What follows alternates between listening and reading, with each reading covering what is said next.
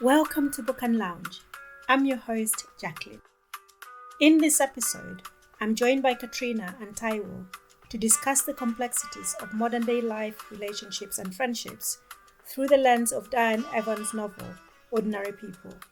Let's hear what everyone had to say. So, Ordinary People by Diane Evans. It was first published in 2018, and it follows the life of Melissa and Michael, or Eminem, as they're called in the book, and Stephanie and Damien. Basically, it follows their lives as they negotiate parenthood, careers, friendships, and the things just that make life ordinary. So it's set roughly at the time between the time when Barack Obama was elected, because he actually starts off. The opening scene is attending a party that's been thrown by two brothers who are celebrating the election of Barack Obama. And then it finishes with the death of Michael Jackson. I think that was in 2009. And so it covers domestic realism, the kind of things that just make, I guess, life ordinary, the kind of ordinary lives that we lead. It talks about family and friendship, grief, and also parenting and how identities shift and change after you have children. We're going to be covering all those issues, but I want to start off with just asking you guys, do you remember where you were when Barack Obama was elected? And did you celebrate? Did you have a massive party? Well, I know exactly where I was because I was in Ghana and I was working a brief volunteering thing. And therefore, although I was obviously the whole of Ghana was getting very excited about it all, and it was like a party in the street, really. Everyone's selling pictures of Obama and, running up and down the road with these things when your car was stopping, all that.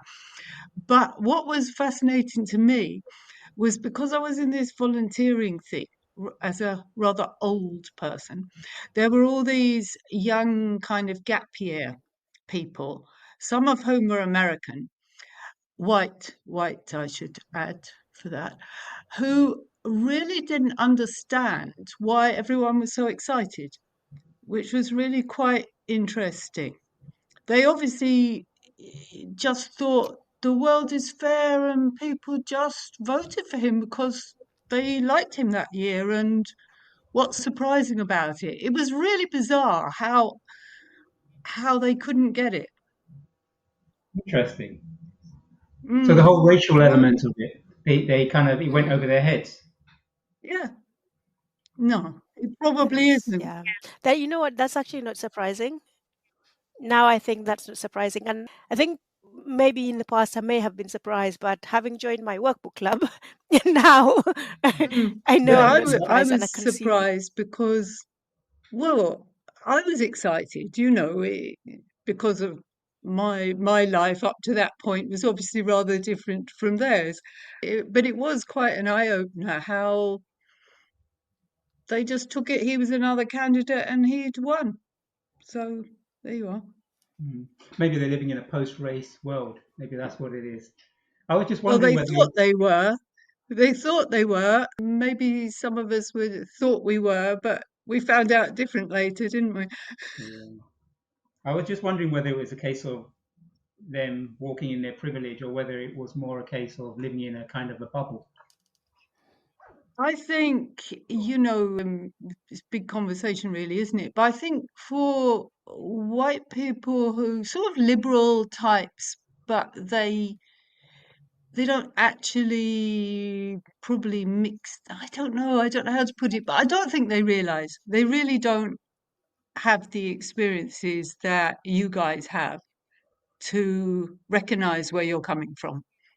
I think they really don't. But the flip coin, I guess, is how could they? Mm. Well, you have to make the effort, don't you? I think, Like they say, you have to do the work, I guess. Yeah. but I think I kind of even, I mean, these people were in Ghana. So you'd think that they're, as to use the word woke, which I guess now is a bad word, You'd think that them being in Ghana volunteering, they're people who have a understanding of how the world works and want to make a difference. I think they wanted to make a difference and they were good-hearted, but they were very young, sort of gap year. I think, though, their understanding of all these sort of political issues was very, weak, really, I suppose. Not in depth at all. And their understanding of life in Ghana as well. Not that I'm saying I understood it perfectly at all. They obviously meant well. They thought they wanted to be doing the right thing. You know what I mean? And Taiwo, where were you? Did you celebrate? Go to parties? I can't even remember where I was. What year was it again? 2008. 2008. 2008. It seems like an age ago. No, I Yeah. didn't. I mean, I was caught up in the whole emotion of it, the fact that a black man was entering the highest office in the United States for the very first time. But at the same time, in the back of my mind, I was always worried about would he survive his term. I think the thing I thought about more. I was happy that he, as a person, was able to make it because he was trying to get somewhere and he was able to get to that place, the Oval Office, the White House. I think I put a lot Hmm. of maybe an unrealistic expectation on the fact that he was there, that certain things would change, which didn't change. But I didn't get into the whole celebration thing. I remember I was working. I remember that I was working in Swiss Cottage. I actually don't remember whether I went to any parties or stayed up all night or any of that. But I remember the inauguration more than I actually do the election, because with the inauguration we had a TV. This was a work day, and we had a TV downstairs in our reception building at work, and Okay. you could actually take time off, when you're not on a call or not busy, to actually go and sit down and follow the events as they were proceeding. So I remember that. And I do remember there was a whole lot of excitement in the air around the office where everybody was really bubbly and happy. It was a momentous occasion. I think for me, the big thing was the symbolic part of it, the aspirational message that it was sending, that actually, if you worked hard enough and you did the right things and you had enough money and you raised enough money, you could actually make it to the Oval Office. And the fact that it gave young black people, especially boys, a role model and someone to look up to. I think that for me, that was the biggest thing that came out of that. I don't think I had the same expectations as you, Taiwo, that things would change, because he was being elected president of the US, not president of the world. And I think that's where most African people, I guess, or people of African origin, or even people within the diaspora, I think they had too high expectations of him, expecting Mm. that he would do things differently or things would be done differently in the US, in relation to the US's relationship with the rest of the world. I don't think that I don't think that he could have, because he's constrained by a system. So it would have been really hard for him to make those changes and bring forth the policies that they were expecting. So yeah, Barack Obama and 2008. So going back to the book, what did you like about it? What didn't you like about it? And do you think that it is a true reflection of modern day life, ordinary life? Because the title is ordinary, ordinary people. I like the character portrayals, the differences between the men and the women. Although, of course, they're all of a certain age, so they all have young children. So they're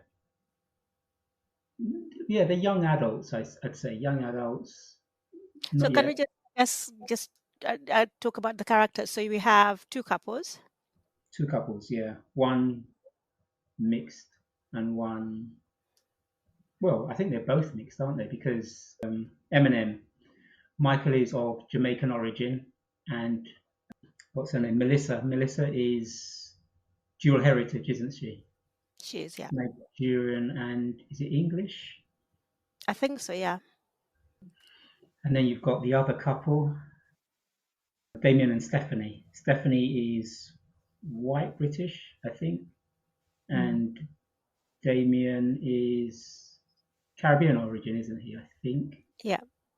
I like the way in which she drew the differences in terms of how they see the world, the differences between the men and the women. So the gender differences. I liked some of the insights that she teased out in the characters, and also the idea of friendship, male friendship. So the friendship between Damien and Michael, and how that played out, even when there was the big drama towards the middle or end and the reveal.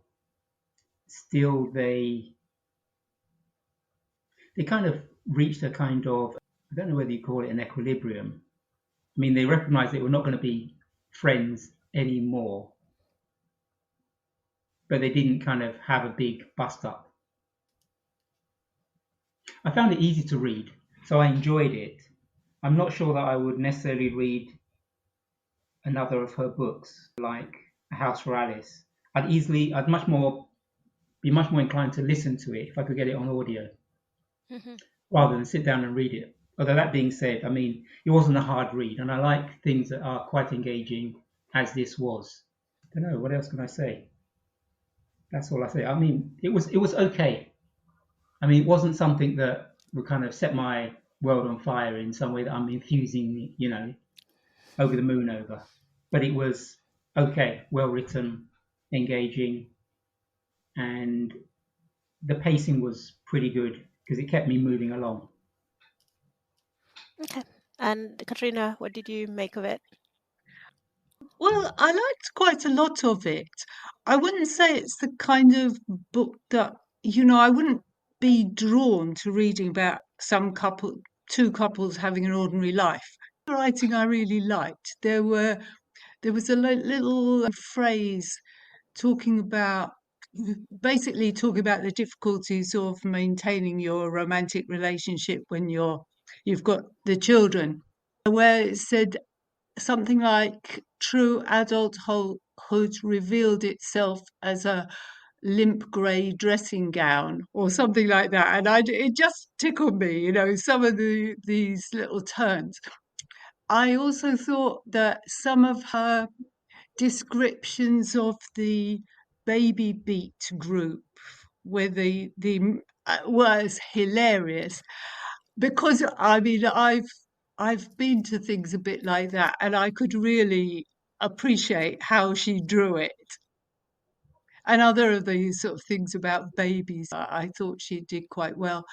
The couples were interesting. I got a bit frustrated with Melissa.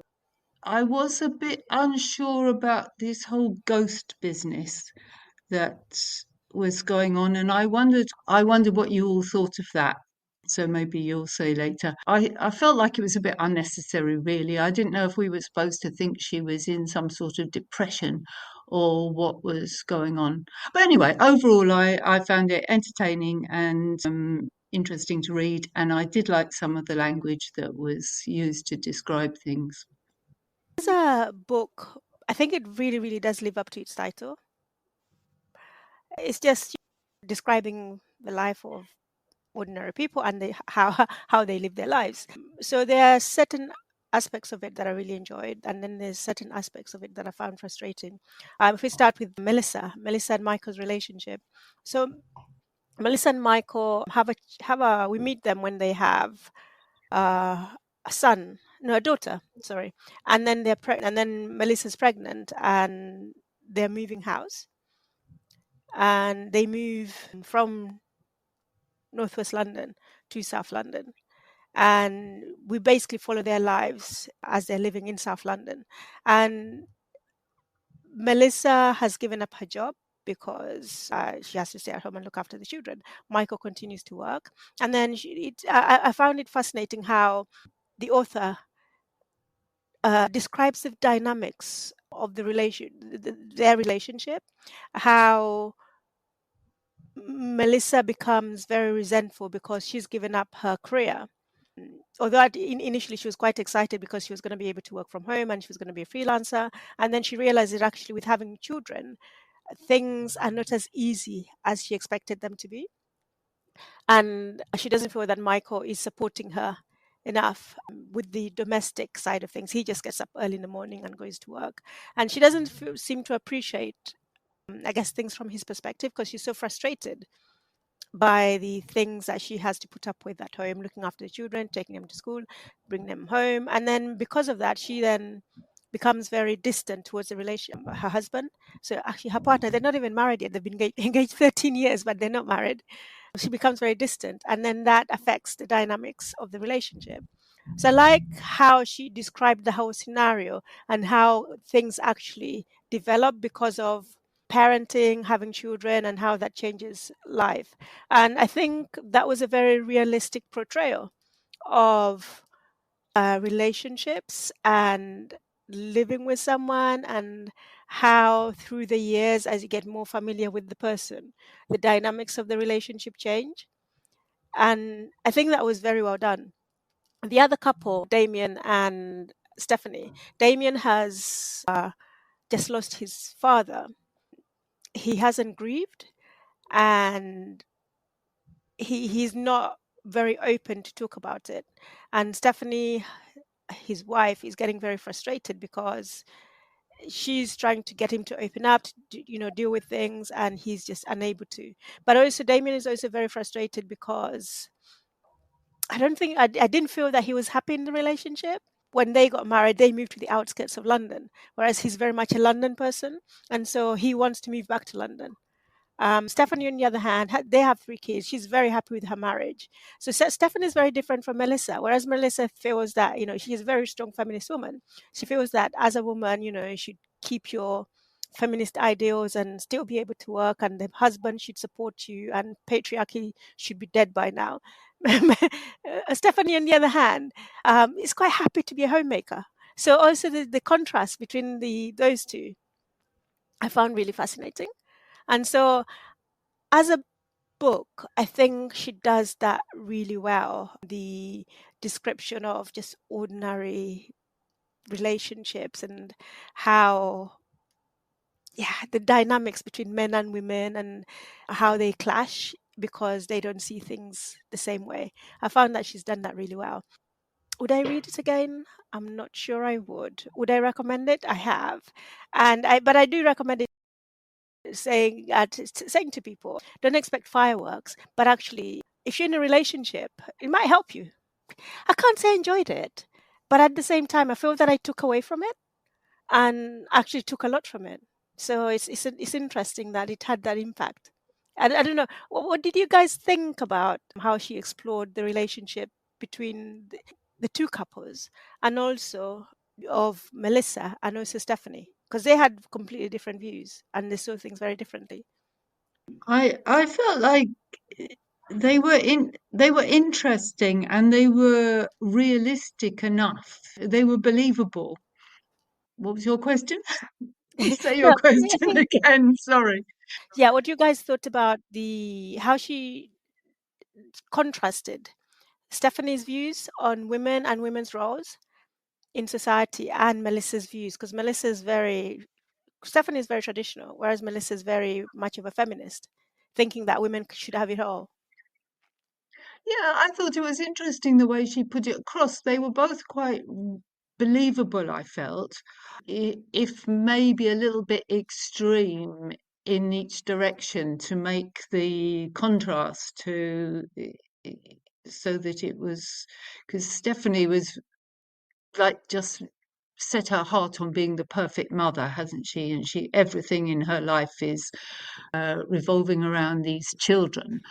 I suppose many less numbers of people go to that whole extreme as she was. And then on the other hand, Melissa, I, I wasn't so sympathetic towards her. She seemed to me a little bit spoilt. I felt she was a bit unrealistic in her expectations of everything. She was the youngest child, wasn't she, or the youngest daughter? I'm not quite sure. And I just got the impression she was a little bit spoilt and she had enormous expectations of her husband or partner rather.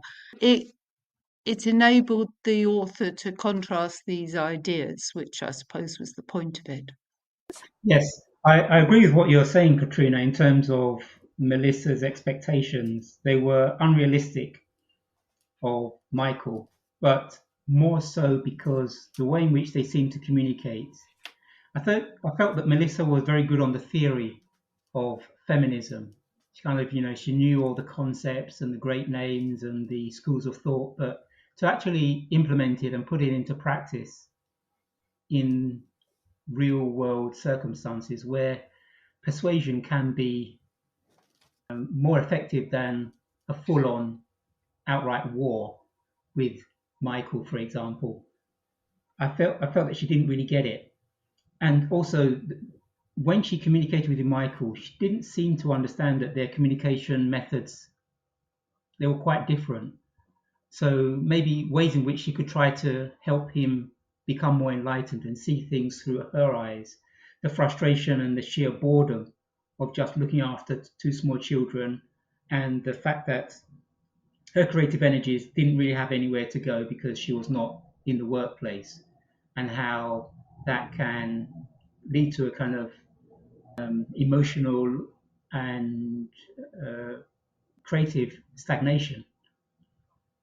He didn't seem to get it. But at the same time, she never seemed to be able to explain things to him. She seemed to expect him to just kind of read her mind and understand when she didn't always understand herself fully.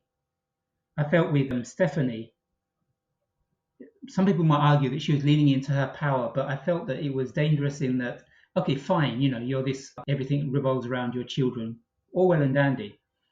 If you're setting your children up to become independent of you, which I would assume most good parents do, because the idea is that your children will bury you, you won't outlive them, they will outlive you.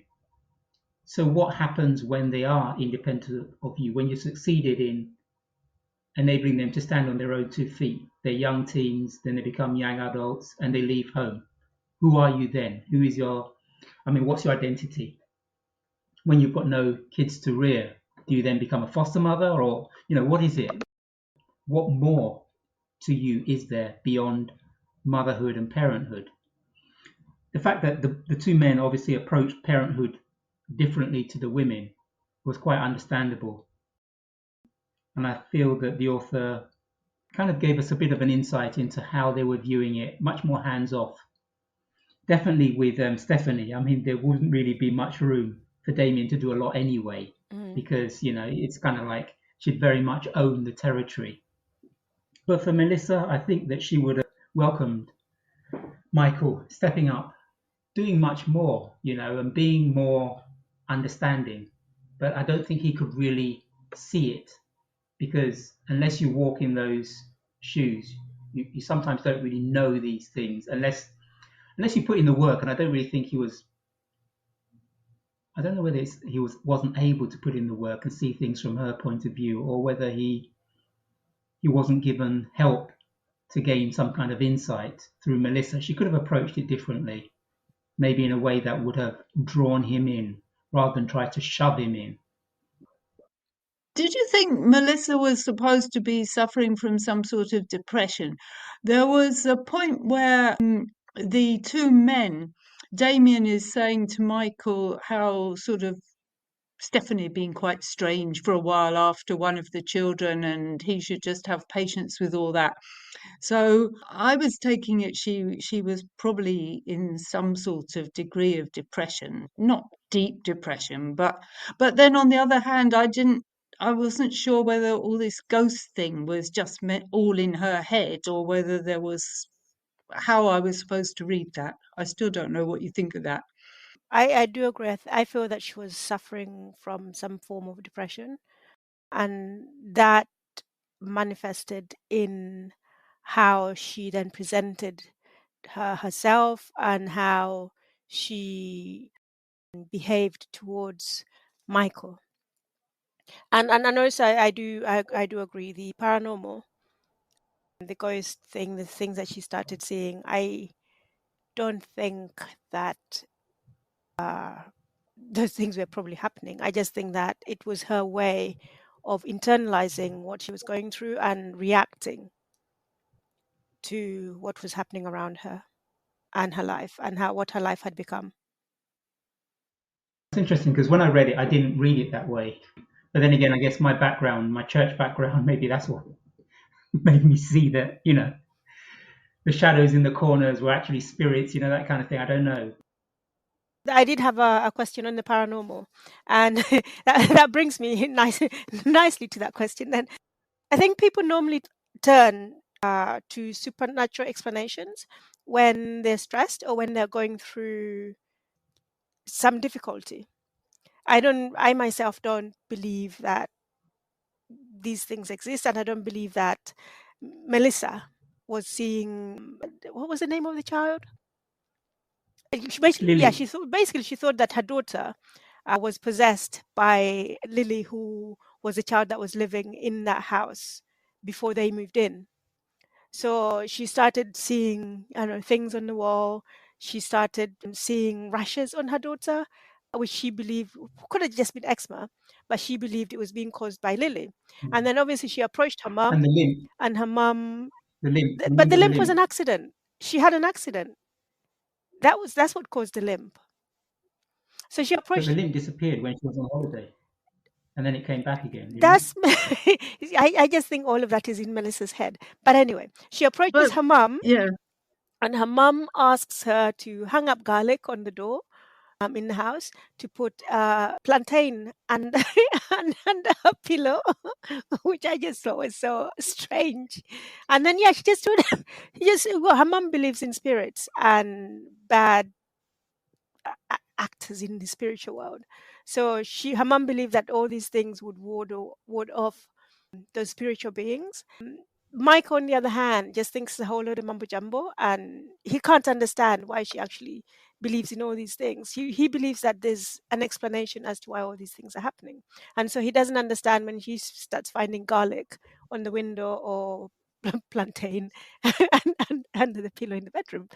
So I guess my question to you both is: do you believe in the paranormal and spiritual and ghosts?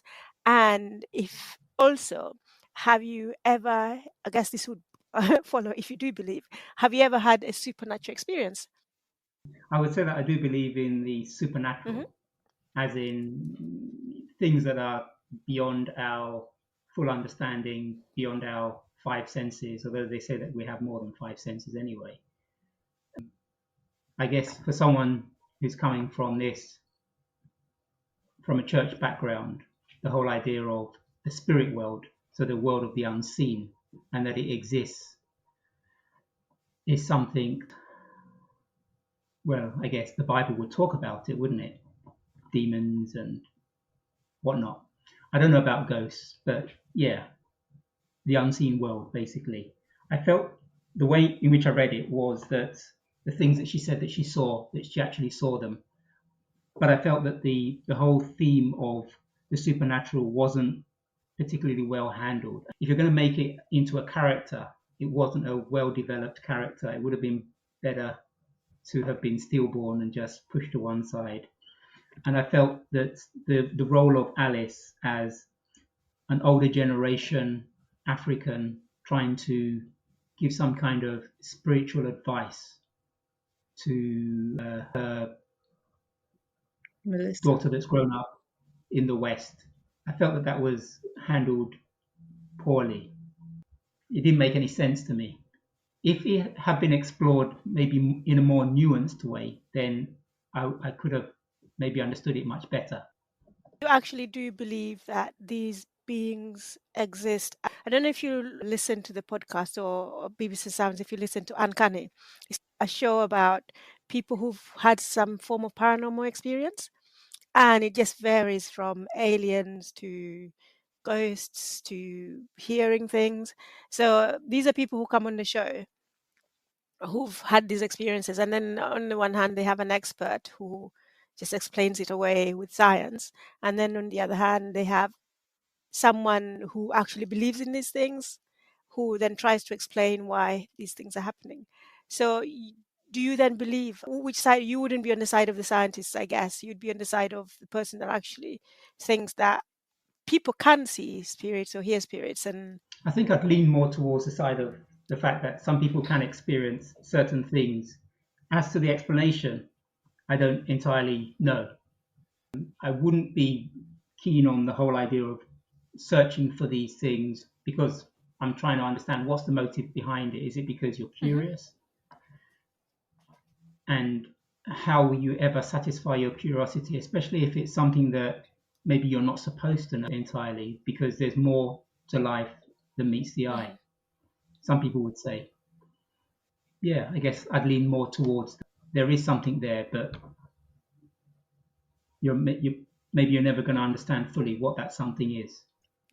I'm pretty open-minded about it, really. I tend to I tend to think that there may be people who have perceptions which I personally don't have, but that there's a possibility there. But I also think that I don't know the podcast you're talking about, but some of these programs, I mean, they are just there for the sake of making a program, and it's creaking doors and things. Mostly it's just a load of old nonsense, as far as I'm concerned. But I still think that sometimes you do hear things that are very difficult to understand, except to believe that. I sort of think the human mind probably has capabilities that we don't to know things, to tap into some cosmic energies. Prefer to keep an open mind on it all. But in the book, I'd have been quite happy if it had been developed as there's something weird about that house and there's a paranormal presence in the house. I'd have been quite happy if the story had gone that way. So I felt the book was a bit between two stools on the paranormal thing, and I would have preferred it if it had gone in one direction or another a bit more clearly. I agree with your conclusion on how the paranormal was handled in the book. I'm assuming none of you have had any supernatural experiences then. Well, it's always difficult as well because people interpret things. I have phases being a bit into meditation and that sort of thing. And you get ideas which perhaps you see as intuition or just coming from being in that state. Nothing drastic, nothing amazing. You might think, oh, I got that from an external source, that direction or something. You might see it more as external to you if you sort of see God as, or the angels as somewhere a bit more outside of you. Or you might interpret it as more something that's within you. I think it's quite difficult to say because people just interpret these things a little bit differently, I think, given their backgrounds. Yeah, that makes sense. And also, it depends on you as a person, how you take an experience and how you experience it. I think I can say that my only experience of paranormal or supernatural is when I was a young child, and I was in boarding school. So we used to sleep in dormitories, lights on, and everything, but we had blackouts. So on the night that we had blackouts, there was a lot of screaming, shouting, a lot of terror because kids were screaming that they were seeing ghosts or that they were being attacked by ghosts. And so we really dreaded going to bed on the nights that we had blackouts. You made sure that you jumped into bed with your friend or your sibling just to make sure that you were safe and you were not attacked by all these ghosts that were supposedly hanging around. I never saw one myself, but yeah, the screaming was terrifying. So that's really my only experience of paranormal supernatural. Not that I experienced it myself, but being in that situation, the scenario. And this was a Catholic boarding school, so you'd think that with all the nuns and the priests around, holy water would have been sprinkled on the dormitory, and all of these ghosts would have disappeared. Well, like an exorcism of some sort. Exactly. It almost Exactly. sounds like a Right. mass hysteria kind of situation. You've got these groups of people all of a similar age and gender, or it's like a boiling pot of emotions that just bubbles over Yeah, and children being children as well. Children can be quite hysterical. and impressionable. Exactly, exactly. So yeah, that was an interesting experience. So you mentioned earlier on the tension between Michael and Melissa, and also between Damien and Stephanie. Most of it, I believe, well, especially between Melissa and Michael, was caused by the change of their relationship, and the relationship changed when the children came along. So not only did they have the additional mouths to feed, that dictated where they lived, also dictated the amount of money that they had and what they could spend their money on, and also how they spend their time.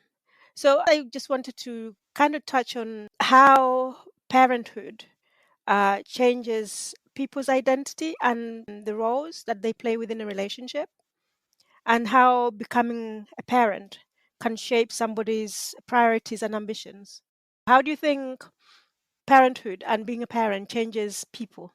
I'll start with you, Katrina. Given amongst us, you're the only parent. So, did your life change massively when you had children? Well, it does. I mean, obviously it does. It ruins your life forever. I mean, I always say that. You'd never go back, but you've completely changed everything. Yes, it's very profound, really. I'm not sure you think about that so much because you're so busy just coping with it that it's not till a bit later on that you sort of take stock. I'm just thinking for myself. I noticed for my husband at the time, I felt I felt like he lost a certain joie de vivre that never really never came back.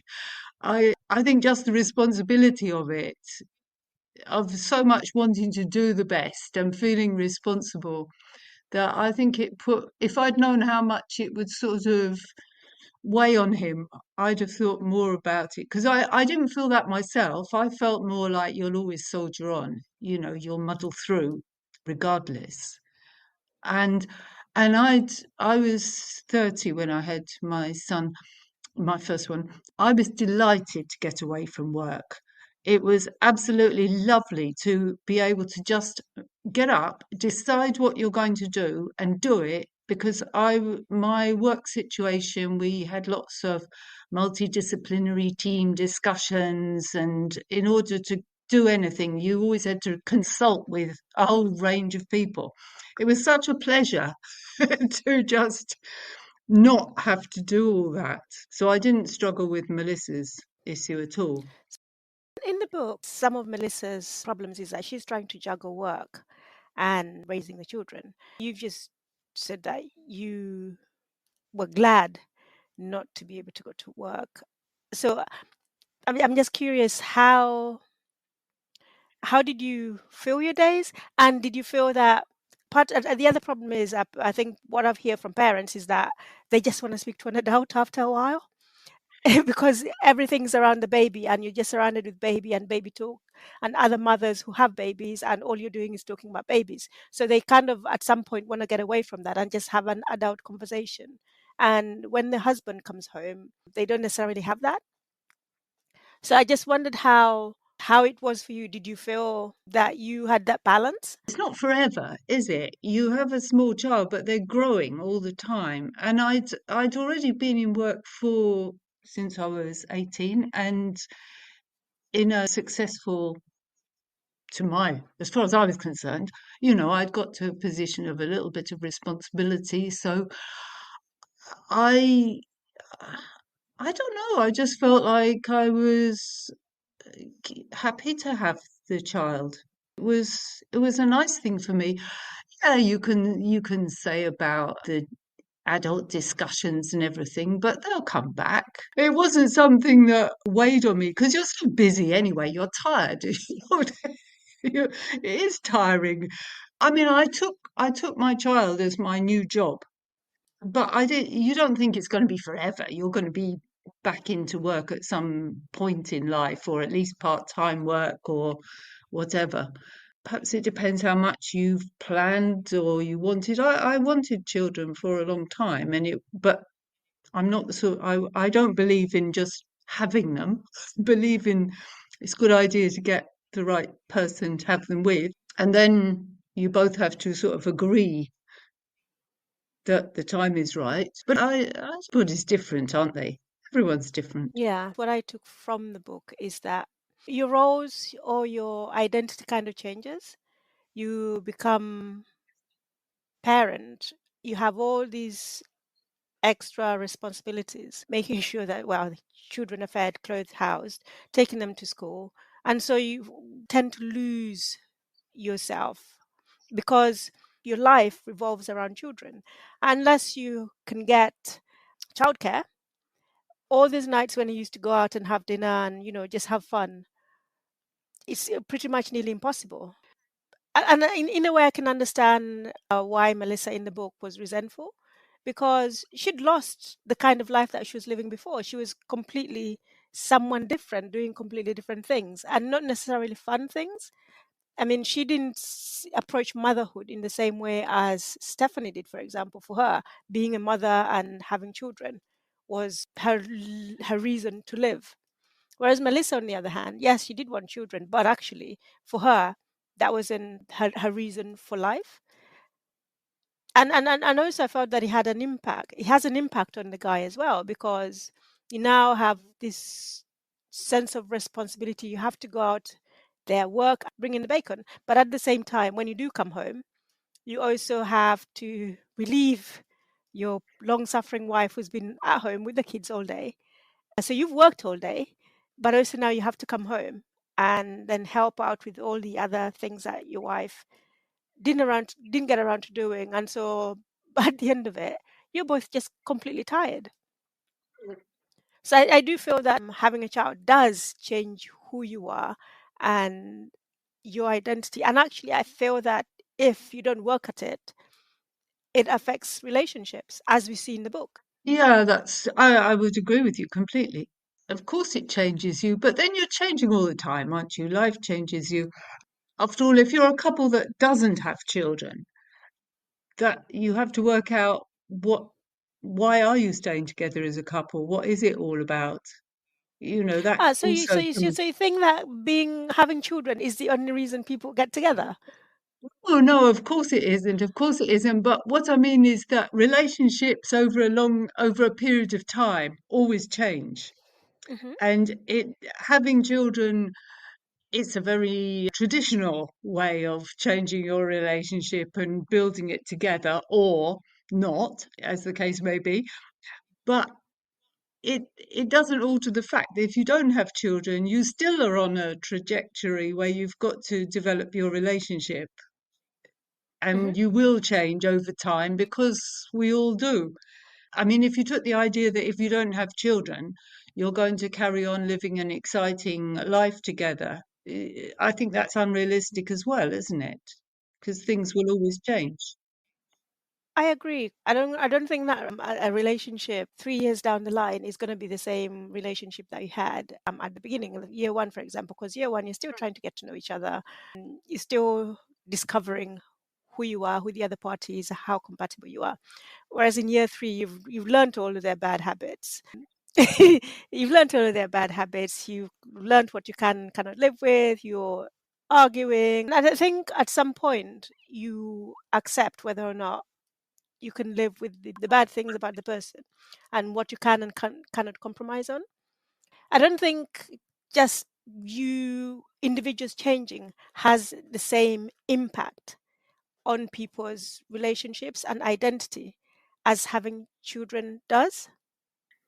Yes, I mean, you're not wrong. I'm sure you're not wrong because it changes you completely, isn't it? You can't go back. It's Mm. not something you can undo and it is a massive responsibility. And usually you want to do it really well. And also, I think that affects men and women differently. Yes, I think you're right. I think it does. But when you say how it changes you as a person, I find it quite difficult to to analyze a while ago now anyway, but how did I change as a person? I don't know. I think you'd have to ask somebody else who observed me. So a question I have for you then, do you feel that all of your conversations were about babies and children? Probably. And because sometimes I find that people who've had children, that's all they ever talk about. And if you don't have children, and you're like, oh, for goodness sake, can we talk about something else rather than talking about children and oh, how great your little one is and how you took them to school and their Christmas play, and sometimes you just get tired of of hearing about it. Well, I'm And so I feel that it does change you in that way, for example. that's true, but then I think that's like, you know, some people who might be in a job that they talk endlessly about. It is your the main event going on in your life, isn't it? So you will talk about it. And yes, it is boring for other people, I've no doubt at all. I find other people boring when they're talking about their children, but then you mix a lot. Inevitably, you mix a lot with people who've got children. So, yes, it's a boring phase for everybody else, but it's a phase, really, isn't it? You said earlier on that we change as people, as we get older. But I also feel that your relationships and your friendships also change. So as you get older, your friendship groups change. So I find that people who have children tend to be friends and friendlier with other people who have children. And people who are in relationships also tend to be friendly and friends with other people who are in relationships. And single people tend to be friends with other single people. That's at least my experience of how I've seen things develop and work out. And I just think that, yeah, when you do have children, because you're hanging out with other couples and other mothers, you then tend to make friendships with them. And I just wondered what you guys think. Do you think that friendships also change? Well, I think it would depend what sort of friendships you had. I mean, if you went if your life had been a lot about going out, socializing, all that before, and then you change, you get a child and you can't do any of those things, then I guess that would be the case. I wouldn't say I lost the friends, my real friends. I mean, I wouldn't say I'd Mhm. lost any of my, what I would call long-term real friends. Mhm. Okay. Staying on the theme of friendships then. So Taiwa, you mentioned earlier on the friendship between Damien and Michael. So Damien and Michael are friends who get together every so often to have drinks and talk about their relationships and their wives and what's going on in the relationship, although not in very much detail. But also as couples, they kind of go to each other's houses. The question is, first of all, how do you sustain long-term friendships and partnerships? Uh, and secondly, how do friendships evolve as people enter into new stages of their lives? So, for example, when they start work, when they get married, and they have families, and when they age. I think a liking of each other. I mean, they liked each other in as far as they knew each other. I think particularly for Damien, he saw maybe some things that he was lacking or some things that he would have liked to have had in Michael. That element of maybe cool, that element of having access to certain cultural cachet, music particularly, as well as maybe drinking out and maybe clubbing, things like that. I guess to maintain the friendship over the long term, for anyone, you'd have to really put in the work. Even if you can't meet up that frequently, it involves staying in contact, even if it's remotely by electronic means, but maintaining that there is some kind of engagement between you. Otherwise, as you've been talking earlier about the passage of time and people going through different stages in their lives, people will drift away from each other. So bottom line is I think you have to put in the work if you want to maintain a long-term friendship. And it's not about geography. I think it's more about commitment to the relationship and what maybe you value in the other party. There's a saying that people come into your life for a reason, a season, and I can't remember what the other one is, right? or a lifetime. Yeah. So I'm guessing that the one you're talking about is the ones you want to maintain are the people that come into your life for a lifetime rather than just fleetingly for whatever period of life you're in at that time. Depends on what you mean by maintain. I mean, because if in it for a lifetime, then probably there's a reason that you and that person or persons maintain a relationship over a lifetime.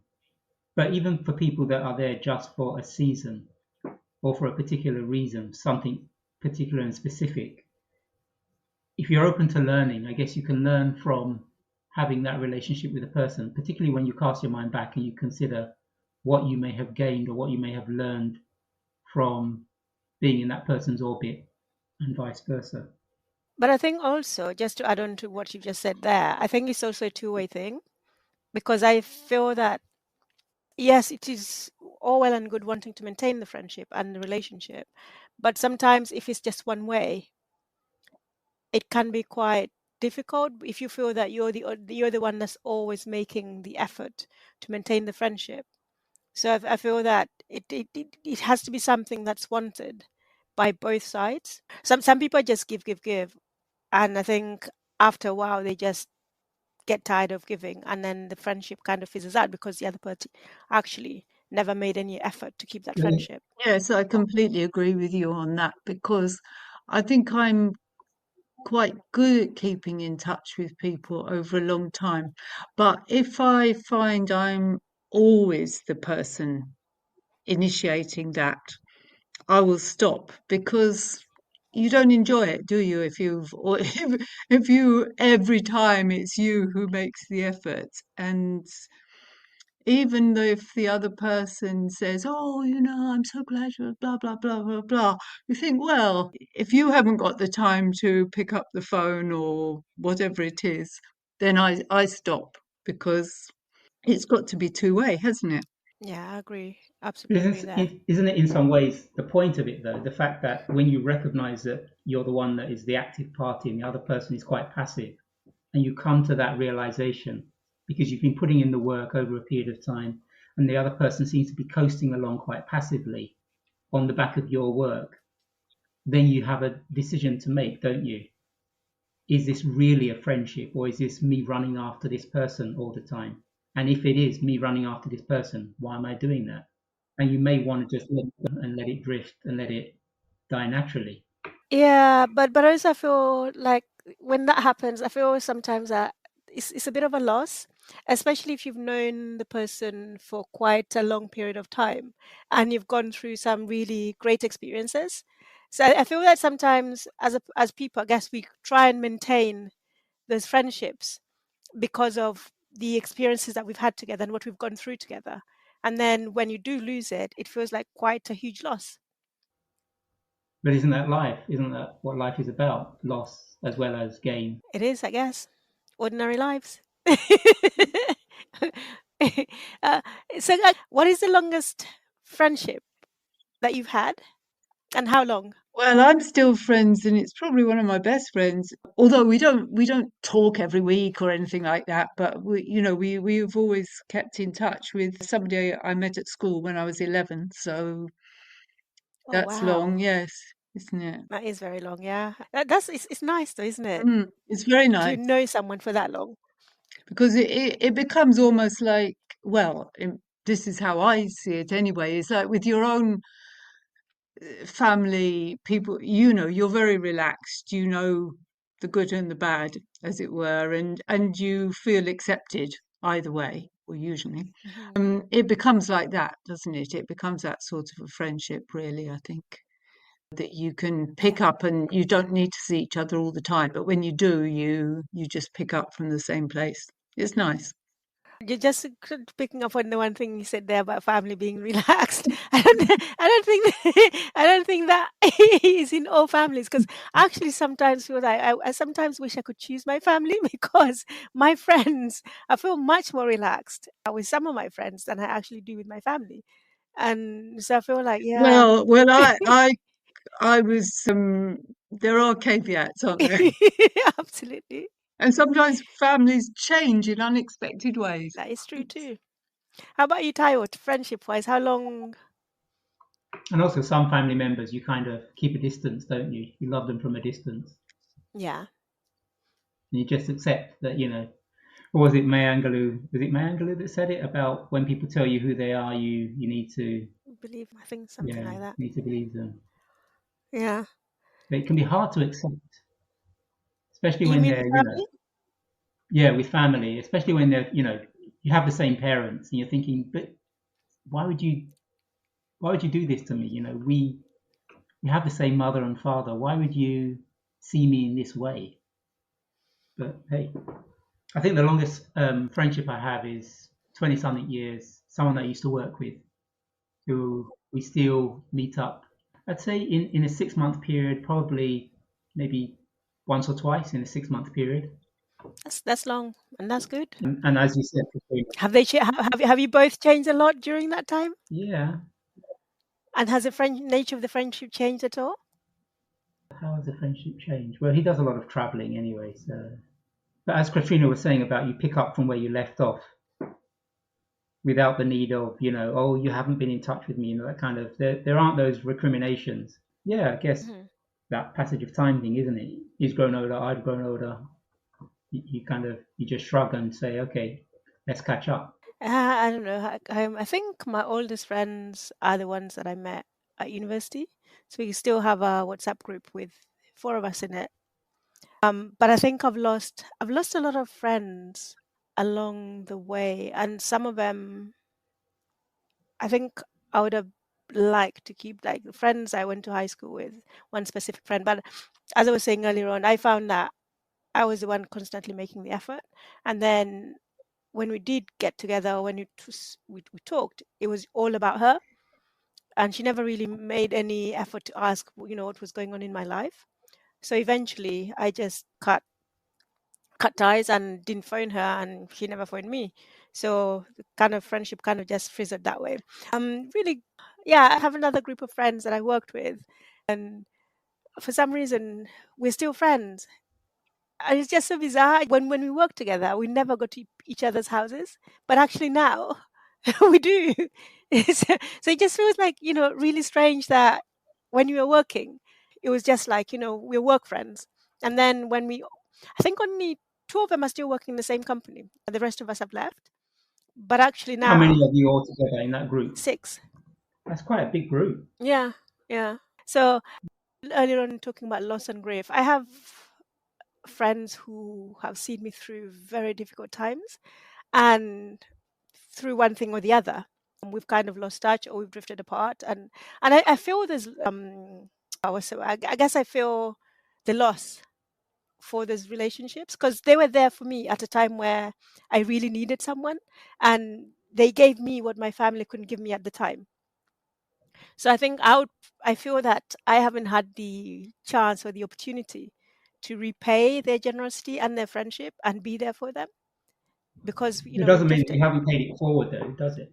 Well, possibly not, possibly not. But I think, I don't know. I feel like, I would have loved, to have the opportunity to actually be there for them as well. But yeah, that as I said earlier, people, I guess, change and move on, and lives change and priorities become different No, I think you've misunderstood me. When I say pay it forward, I don't mean to the same person, to other you know, people. to other people. So the kindness that you receive from them and the support and the emotional care, you may have given that to someone else Yeah, rather than giving it back to the person that gave it to you at the time of your need. I agree. I agree. Possibly have. At least I hope I hope I have. I hope I have, and I hope I've been able to support other people and be there for other people. And talking about loss, the other thing that our book deals with is grief. And this is when we meet Damien, he's just lost his father. His father was this activist who was well known at the time that he was doing his activism, and he was so engrossed in his activism that his wife left him, and his wife left him with his young son, who is Damien.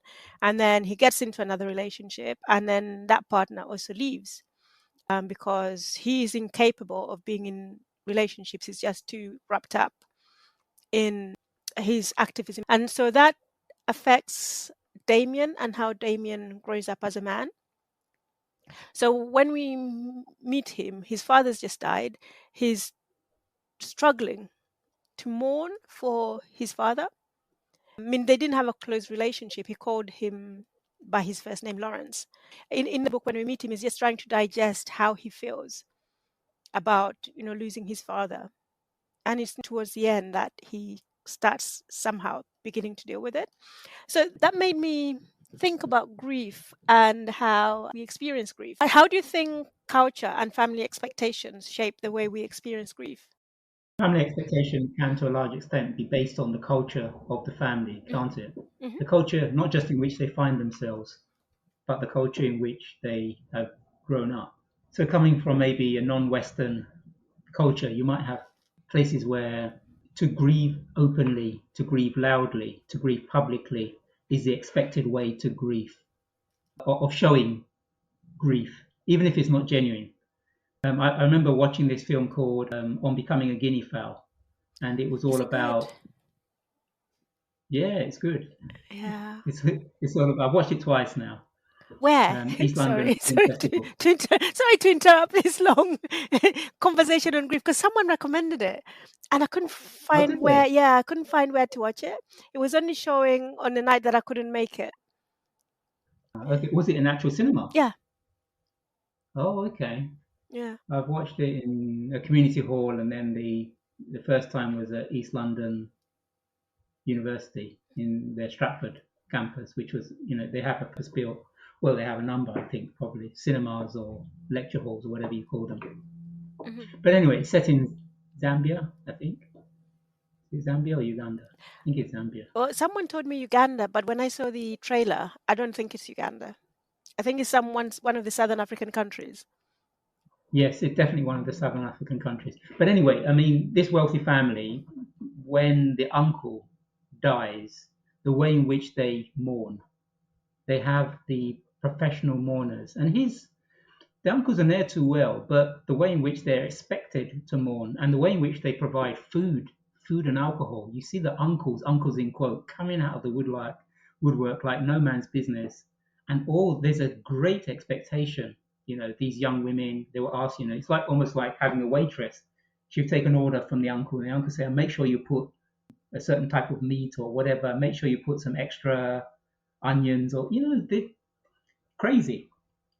But anyway, the expectation was that the mourning will be loud, it will be prolonged, the ceremonies go on for over a week, and all the rest of it. So that's part of the cultural expectation, a bit like maybe parts of Nigeria, in the southeast of Nigeria, where you have the professional mourners that will wail and keen rather, and show the appropriate grief. Like in the Bible, where you wear your ashes and sackcloth and all the rest. So it's very public and almost performative. But I guess in a way, it does help you process the emotions that you're going through, even if it looks very artificial. It helps move you from one stage of grief. I think, is it 5 stages grief has or something like that? I think so. Yeah, yeah. Yeah, it helps move you forward because the grieving, isn't it? It's for the living, Mm. even if you're grieving about the death of the person that has become deceased. So I think it's difficult to separate culture from maybe family traditions and where you have been raised or where you grew up. That being said, if you're in the diaspora, the traditions tend to be different, and maybe you conform to those cultural norms as well. There are different expressions and different expectations, and of course, if you are from the diaspora living here, there can be clashes, I Hmm. think, sometimes of understanding what's going on. Because the traditional sort of white English thing is, or especially the middle classes, I think is changing anyway, but it was much more about being quiet, family, private, funerals and things.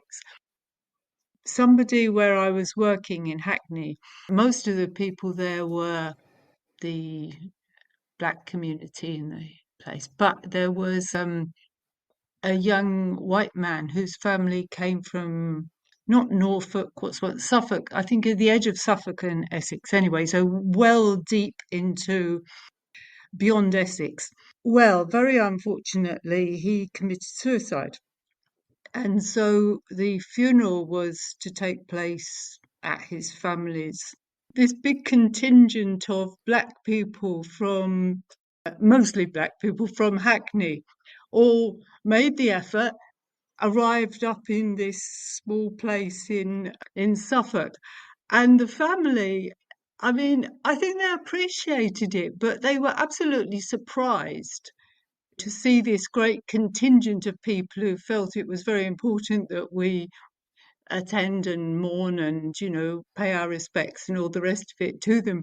And I think they were pleased, and I but at the same time I think they were a bit Mm. overwhelmed by it all because they were just so surprised, and it's sort of, you got that clash in a way. Do you also think that there's also expectation placed upon people and how we grieve?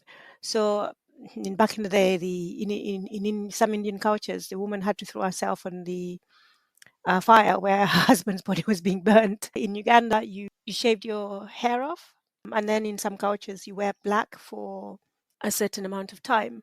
And some cultures, you have your family around you, you talk, you celebrate the person's life. Whereas in some cultures, you're very, after the wake, pretty much that's it, you're on your own. You don't have that huge support. So I feel that the society and the culture within you find yourself dictates how you experience that loss and that grief.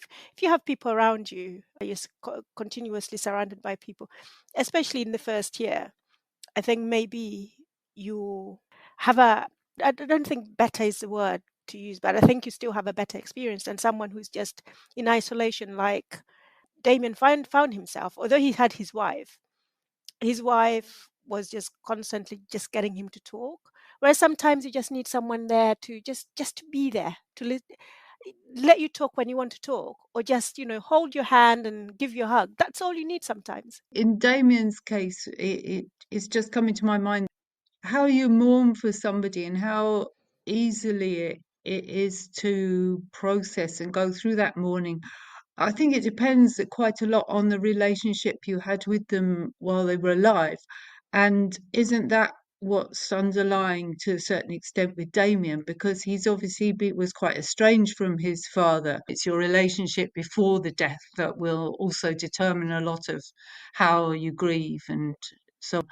Yeah, I think it's complicated for Damien because there's an element of guilt, I think, because when he saw his father, he didn't recognize him as his father. He's thinking, who is this shambolic old man shuffling along? And then he realizes, oh, it's dad. So the distance between them has become so vast. He hasn't realized how far his father has fallen, socially, emotionally, and all the rest. And also the fact that his father was this one trick pony, all he had to identify himself as a human being was his activism. And as we said at the book club, I think it was you, Jackie, that mentioned it. Activism is dynamic, it doesn't stay still.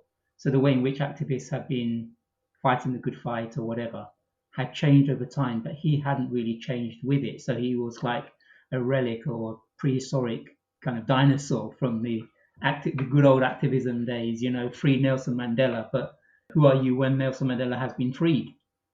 What do you do?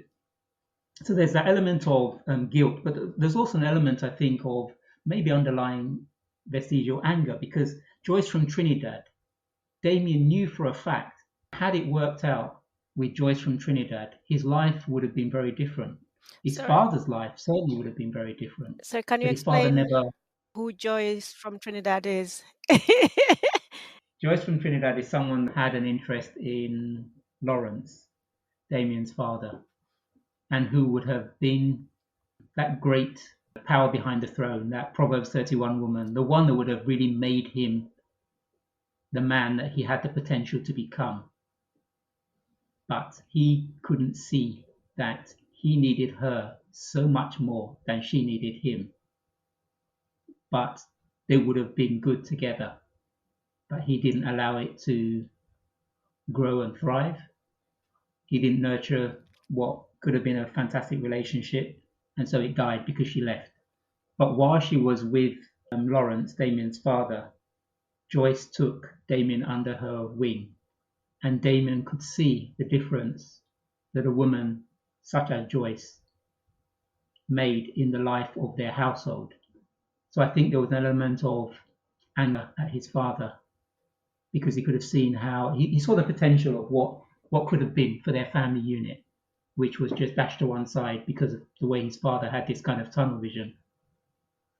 So the grieving process for Damien, I felt it was quite complicated. And I felt that she did it pretty well. And the fact that he wouldn't let Stephanie in, and Stephanie was kind of frustrated by the fact that he wouldn't let her in.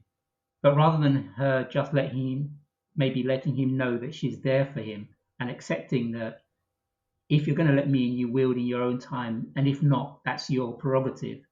She expected him to grieve in a certain way, but that's not how grief works. Yeah, I agree. I think Stephanie had her own perceptions of what grief should be like and expected Damien to grieve how she expected, not realizing that actually people grieve differently depending on, as you said, Katrina, on the kind of relationship you had with the person, and also depending on you as a person. Because I know friends who've lost someone, and they've just been on the ball arranging things, and then it's only months later that actually they've taken steps back, and then it's hit them. Whereas I have other friends who've completely fallen apart when they've lost someone. So people grieve completely differently. And I think what Stephanie's mistake, I guess, was continuously nagging and then expecting Damien to talk to her, where sometimes actually you just need to leave the person. Just be there to support them and listen to them when they want to talk. If they don't, then we just live life as normal. Because sometimes you actually don't want to talk about it. You don't want, because that's all you think about. So you want to be just somewhere completely different and think about something completely different. And I don't feel that Stephanie understood that. Where were you when Michael Jackson died? Seeing as the book closes with Michael Jackson dying. And did you roll yourself on the ground crying and bawling your eyes out? That I don't remember. I Okay. don't. It clearly didn't I have have that no much of idea an what. impact on you guys. It was headline news everywhere. Well, I'm sure we saw, just like in the book, isn't it? The music was everywhere, and all the television, but I don't remember particularly. Yeah, No. like Rhea, wearing one glove, Melissa and Michael's daughter. I was thinking, did I take my one Michael Jackson glove and throw it in the bin and burn it or something? No, I don't know where I was. But I was thinking in terms of grief, I kept thinking and comparing the two kind of, if you want to use the word corporate, like a mass grief experience where you don't know the person personally, but it feels as if you almost do. And I'm thinking of when Diana died, Lady Diana, and the way in which there was that, I don't know what other word to use apart from a corporate. It's like the nation was grieving. The nation seemed to go through something. And then when George Floyd, and the way in which a lot of black people, this wasn't just in one country, it's like a global diaspora kind of thing, Mm. and how it impacted people, the trauma. I don't know if there's such a thing as vicarious trauma, where you don't know the person, but you feel as if you do. I Y- think I see what you're saying, but I feel that the George Floyd and Princess Diana were two different things. Princess Diana was loved. She was in the media all the time. She was loved by the British public. And so when she died, that was like a big, impact for the people that loved her. George Floyd was completely different because that was more a reaction to how Black people are treated. I don't feel that people were necessarily grieving for him. I think people were reacting to how Black people, I think Black people just had enough. And they were like, we're not going to take this. And so that's why you had so much. He became a symbol rather than a source of grief. At least that's how I read it. I think you're right. I think you've articulated it much better than I did. Anyway, I mean, I don't know whether you've ever followed Dr. Michael Mosley. yeah, Yeah, I used to follow him quite closely, and when he died, especially also the way in which he died, when I was hoping that they would find him, but then he was found and he was already dead. yeah, I I wouldn't say I felt it personally, but I did feel something which surprised me because obviously I don't know him. yeah. but I felt as if I did know him. Yeah. And I was saddened in a way because I really enjoyed watching him on TV, the presentations that he used to do, his books, I used to buy his books. So I found it quite interesting that grief, I don't know whether it's a, grief light, maybe you want to call it. You can grieve for someone even if you don't know the person in a way. Well, but I did you found quite not know interesting. him? The relationship may not have been mutual or reciprocated, but just knowing him as a person, knowing that these are his beliefs, you've read his books, you see him all the time, isn't that knowing him in a way? Doesn't that? I would still expect his death to impact you because although he doesn't know you, you know him. Yeah, maybe to an extent. It's just that I found it quite novel. So yeah, as you said, grief is quite particular, isn't it, to the specific individual and how you react. And you may react differently to two different kinds of events where people that you have known have died. Yeah, I think the one that touched me more than I was expecting was Alex Wheaton. I think I was not functioning for I think a couple of weeks. It just weighed on me really heavy. It just felt like such a huge loss. And yeah, I mean, I found it quite surprising that it affected me that much. But Michael Jackson obviously didn't affect me as that much. I know where I was when Michael Jackson died because he died on my birthday. So yeah, I was busy enjoying myself on the beach. And then this plane with a banner behind it went up saying Michael Jackson has died. So that was, yeah, how I found out. So Jackie J just turned herself over to sun the other side of her body and called the waiter over for for a fresh pina colada on the beach. Yeah, it was around midday as well. Yeah. Okay. I've exhausted my questions. So I guess it only leaves me to ask you, how would you rate it out of 5? I think I was prepared to give it a 3.5. 3, definitely. 0.5. Yes, I think so. I certainly wouldn't be reading it again, but it has got a lot of interesting themes in it, I think. I think 3 is not overly generous and it's certainly not mean. It's not a bad book in any way, just not a book that sets my world on fire. So, but I like some part, as Katrina said earlier on, I like some of the turns of phrase, like how long will you go living your life as if you were balancing on a ribbon. I felt some of the things were well said. The whole thing about Michael Jackson, a stretcher in a courtyard with a thickness or with a thinness on top of it, too slim to be a grown man, but which was Michael. So some of these expressions I found really powerful. 3 out of 5. I think I am the same place as you. I'll give it a 3 out of 5. I would recommend it. It's an it's a book that lives up to its title, Ordinary People. It's just telling ordinary everyday life and the kind of experiences that you have. I mean, as a black couple living in London, it's the kind of experiences and the things that you go through. So I think it does that well. I liked how she shows just how relationships evolve and how relationships can be just really mundane and you have to work at it to make it successful. And so I like that part of it, and I think she's done a lot of, I don't know what kind of research she's done about relationships, and just maybe she's writing from experience, I don't know, but it just Much more Much more than on her research into the well, paranormal. exactly. Exactly. The paranormal, I think, just kind of would have made the book at least, I don't know, 50 pages shorter, which I think would have been better had she just completely left it out. I don't think I'll read it again, but it's one I'm glad I read. It just kind of makes you think about just normal everyday life and how you live your life and how you approach things. Because sometimes, you're kind of like in your own bubble in your head. And for me, reading this book kind of made me think, okay, how would I deal with that situation if I were in that situation?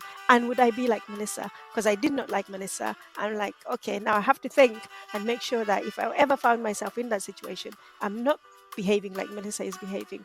It actually made me feel a lot of sympathy for Michael, which kind of surprised me because I was siding with the guy rather than other than with the woman.